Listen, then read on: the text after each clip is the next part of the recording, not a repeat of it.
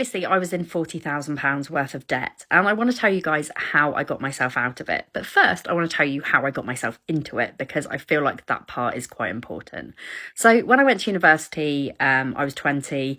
I had no idea about credit and how it worked. Yep, you may think that's stupid, but my parents always told me to live within my means and just not to get a credit card. They didn't tell me that if I got a credit card, how it worked, and I was too young and naive to actually look into how it worked, so I didn't. And I went to Freshers Fair. I signed up for every single credit card going.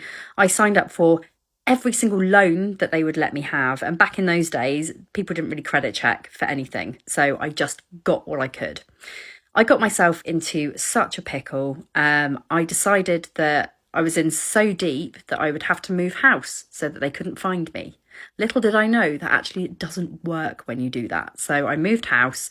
I hid from my debts. I defaulted on them for nearly a year. I had bailiffs knocking at my door. I was in the worst place possible. I'd avoided everything for so long, and I couldn't afford to pay my rent. I was really, really fucked, to put it in a nutshell, really. But I went to Citizens Advice Bureau. They told me about the 50-20-30 rule, which is where you spend 50% of your incomings on your rent and your everyday living expenses, your bills. Then you spend 30% on your food and things like clothes, then 20% paying off your debts. And I worked out that it was going to take me probably the rest of my life to pay that off.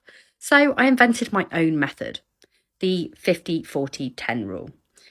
That basically meant that every time I got paid, I spent 40% of what I earned on my debts, and I paid them off. I started with the smallest one first, and every time I paid one off, I would add that payment. So it's called the snowball method. So I added those payments together and paid off the next one. It took me 6 years, and I had to massively change my shopping habits. So I started yellow sticker shopping. I started hunting for clothes in charity shops. In 2012, my house burnt down, and very luckily I had house insurance. So I managed to pay the rest of my debts off with the £15,000 that I got from my house insurance. But that only left me £1,000 to rebuild my life.